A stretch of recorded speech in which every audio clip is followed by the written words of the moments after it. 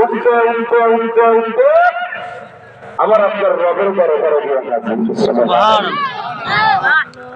আল্লাহ বলে ফেরেশতারা কোথা থেকে আসলা? আল্লাহ জানেন, কথা বলে জানেন। তারপরে রব্বুল কারীম বলে ফেরেশতারা কোথা থেকে এসেছো?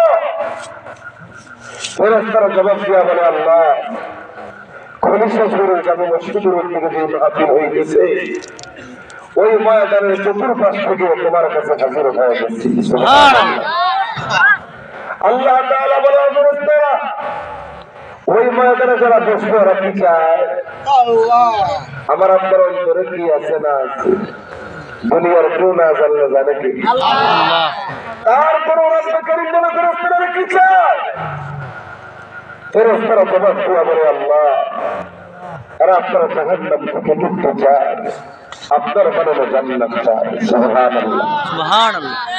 আল্লাহ বলে ফেরেশতারা সত্যি কথা যে বান্দা বান্দি আল্লাহকে পাওয়ার জন্য দুনিয়ার সব কর্মের ত্যাগ রেখে একমাত্র আমি মালিকের সন্তুষ্টি হাসিলের উদ্দেশ্যে ওই ময়দানে যারা বসে গেল ওই ময়দানে বসতে আমাদের সকলের গুনাহ দিয়ে আল্লাহ মাফ করে দেবেন।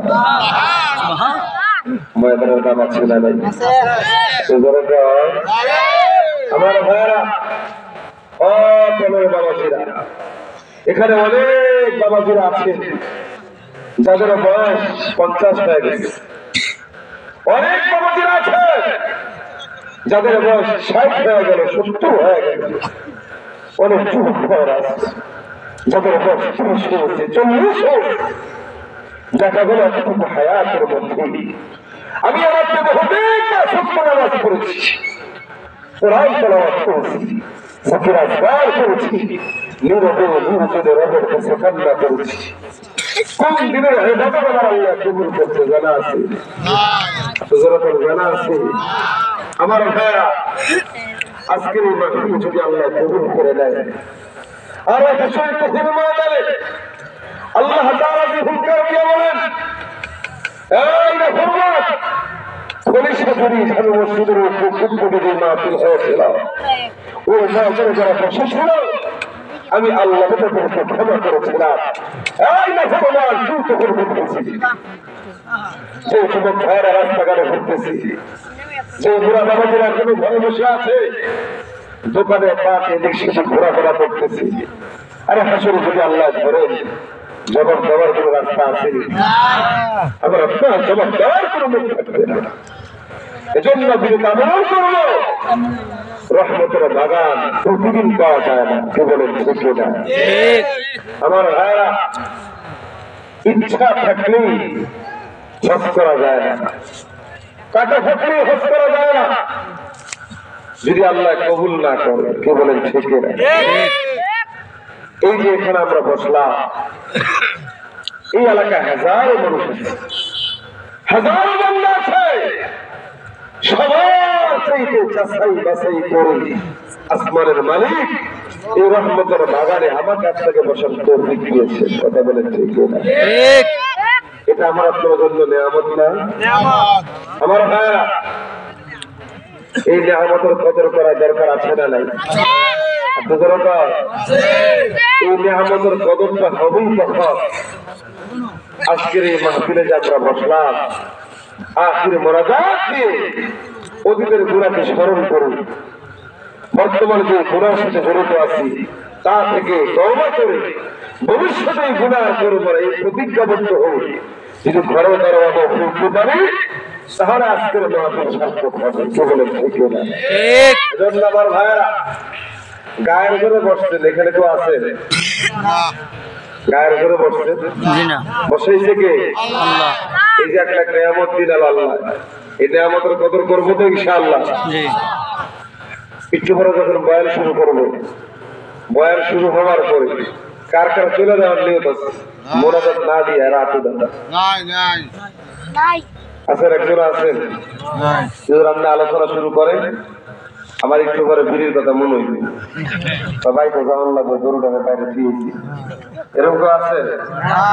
এরকম ব্যস্ত মানুষ থাকলে আপনি পায়ে হাত দিয়ে বলে আপনি এখন চলে যাবেন, আপনি একটু করে চলে যাবেন, আপনার দেখা থেকে আরেকদিন চলে যাবেন, এরকম যাইতে যাইতে পরে লাস্টে সাথে মাইক করার আমি আছি কথা ঠিক না বেশি আমার ভাইয়ারা এই যে আপনি একটা মাহফিল নষ্ট করলেন এই পৃথিবীতে যদি আপনি কোনো অন্যায় করে থাকে ওই অন্যায়ের কারণে যদি আপনাকে জাহান্নামে যাইতে হয় মনে করবেন যত অন্যায় করছেন সকল অন্যায় এক পাল্লা আর আজকে এখানে যাতে একটা মাহফিল ভাঙ্গা দিয়ে চলে যাবে এই অন্যায় আর এক পাল্লা এটা ভালো হবে বেশি ঠিক কথা ঠিক না বলছি এজন্য আমরা এখানে আসছি তওবা করে আল্লাহর কাছে ভালো হইতে গুনাহ নিয়ে বাড়িতে যাইতে কে আছে যাইতে আসছে কেউ সবাই গুনাহ রেখে বাড়িতে যাওয়ার জন্য আসছি এজন্য আখের মনোজাত দিয়ে বাড়িতে যাবেন মুনাফিকি অন্তরে নাই কার কার নিয়ত আছে দুটো হাত উঠাই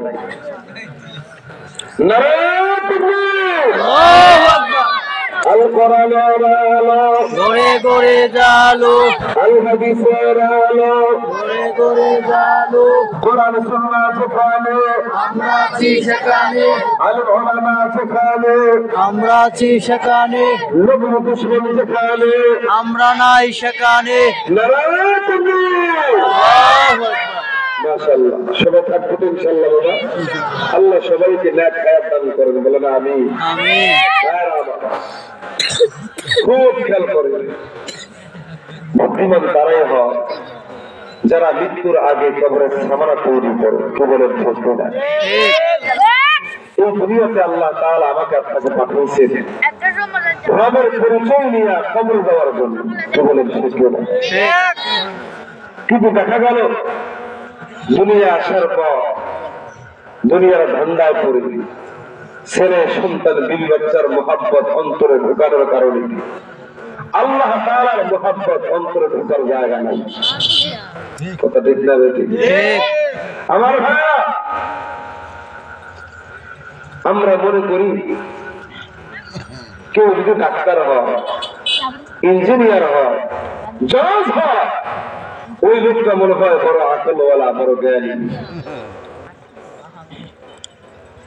এরকম আকলওয়ালা জ্ঞানী বহু আল্লাহর বান্দা দেখা যায় আজান হইতেছে কিন্তু মসজিদের সামনে দিয়া যায় আল্লাহর ঘরে পা রাখে না আছে না নাই কিন্তু বহু আল্লাহর বান্দা আমার আছে রিস্কা চালায় চালায় জীবন কাটা মাটি কেটে কেটে জীবন কাটা কিন্তু আজান হইতে দেরি হয় রবের কুদরতি করবে সাজদা করতে দেরি করে না আছে না নাই জবানটা গুলো বলেন তো আকলওয়ালা কে বুদ্ধিমান কে রিস্কাওয়ালা না বেরেস্তারওয়ালা রিস্কাওয়ালা এজন্য আমার ভাইয়া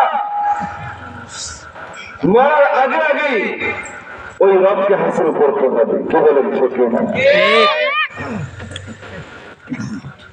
এই পৃথিবীর জমিনের ভিতরে যারা সময়কে কাজে লাগাবে পরকালের কথা চিন্তা করে যারা দিলকে খাঁটি করে আল্লাহর দিকে বেশি বেশি মোতাবজ্জ হবে ওই বান্দারা তারা কোনোদিন কোনো অন্যায় কাজ করতে পারে না কি বলেন ঠিক